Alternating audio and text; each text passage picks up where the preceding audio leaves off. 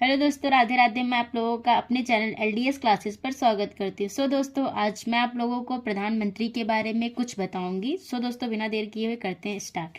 जैसे मंत्रिपरिषद में विभाग का वितरण पीएम के इच्छा अनुसार होता है। मतलब कि जो मंत्रिपरिषद होते हैं उनका विभाग का वितरण पीएम की इच्छा के अनुसार होता है। मंत्रिपरिषद लोकसभा के प्रति उत्तरदायी होता है, जिस कारण मंत्रिपरिषद किसी भी सदन का हो सकता है। मतलब कि जो मंत्रिपरिषद होता है वह लोकसभा के प्रति उत्तरदायी होता है। वह चाहे लोकसभा सदस्य हो या राज्यसभा सदस्य हो, दोनों सदनों से उसे लिया जा सकता है। वह लोकसभा में बैठ सकता है। जो हमारा मंत्रिपरिषद होता है वह लोकसभा में बैठ सकता है, किंतु मतदान के समय वह अपने सदन में चला जाएगा। अगर वह राज्यसभा से है तो राज्यसभा में चला जाएगा मतदान के समय। अगर वह लोकसभा में है तो लोकसभा में चला जाएगा अपने मतदान के समय। मंत्री व्यक्तिगत रूप से राष्ट्रपति के प्रति उत्तरदायी होता है। जो मंत्री होता है वह व्यक्तिगत रूप से राष्ट्रपति के प्रति उत्तरदायी होता है। मंत्रिपरिषद का अध्यक्ष पीएम होता है, अतः पीएम के मृत्यु त्याग पत्र से मंत्रिपरिषद भंग हो जाती है।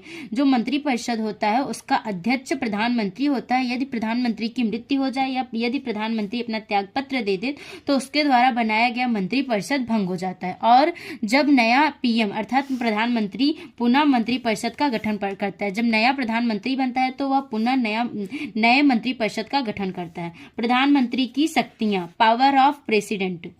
यह प्रधानमंत्री योजना आयोग, राष्ट्रपति विकास परिषद, राष्ट्रीय एकता परिषद, मंत्रिमंडल, मंत्रिपरिषद के अध्यक्ष होते हैं। नोट: बिना संसद के सदस्य बने कोई व्यक्ति 6 माह तक पीएम या प्रधानमंत्री रह सकता है, किंतु 6 माह के भीतर उसे संसद की सदस्यता लेनी होगी। मतलब कि कोई भी व्यक्ति 6 महीने तक प्रधानमंत्री बन सकता है, लेकिन उस दौरान उसे दोनों सदनों में से किसी एक सदन की सदस्यता लेनी पड़ेगी।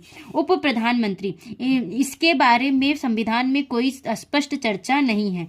यह राजनीतिक आदेश के लिए बताया गया पद है। जब प्रधानमंत्री भारत से बाहर होते हैं तो उप प्रधानमंत्री देश पर नियंत्रण रखते हैं। मतलब कि जब प्रधानमंत्री किसी कारणवश देश से बाहर होते हैं तो उप प्रधानमंत्री का कार्यभार संभालते हैं।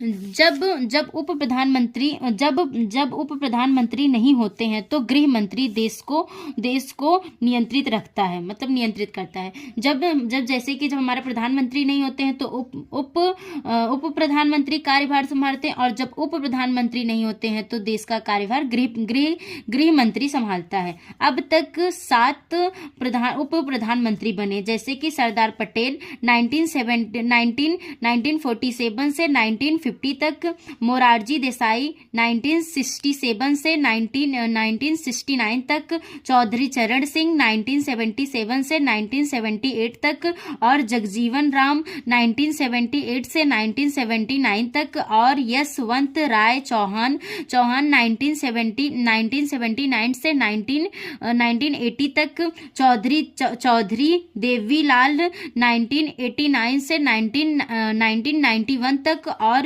लाला कृष्ण आडवाणी 2002 से 2004 तक।